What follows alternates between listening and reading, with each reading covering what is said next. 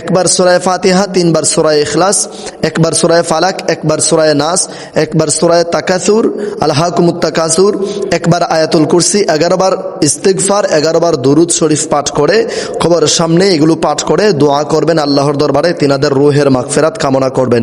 আর মা বোনেরা ঘরে বসে আপনার প্রিয়জনদের কিংবা আপনার আত্মীয় স্বজনদের কবর দিকে কবরমুখী হয়ে ঘরে বসেই এই তাসবিহগুলো, এই সূরাগুলো, এই দোয়া কালামগুলো পাঠ করে দোয়া করবেন, তাদের রূহের মাগফিরাত কামনা করবেন।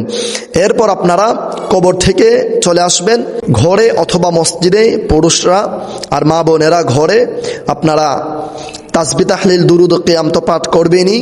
এরপর চাইলে তাওবার নামাজ আদায় করবেন 2 রাকাত। তাওবার নামাজের নিয়ম যদি না পারেন আমাদের ভিডিওর ডিসক্রিপশন বক্সে দেওয়া থাকবে, আপনারা দেখে শিখে নেবেন। অথবা সলাতুত তাসবিহ নামাজ আদায় করবেন। যারা সলাতুত তাসবিহ নামাজ আদায়ের নিয়ম জানেন না তারাও এই ভিডিওর ডিসক্রিপশন বক্সে দেওয়া থাকবে, সেখান থেকে দেখে শিখে সলাতুত তাসবিহ নামাজ আদায় করবেন।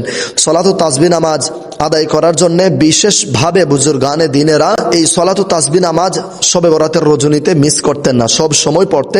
যদিও রজনীতে অর্থাৎ রাত্রে আদায় করতেন না, দিনের বেলা জোহর নামাজের পর আদায় করার চেষ্টা করতেন। তিনারা বেশিরভাগ জোহর নামাজের পর আদায় করতেন।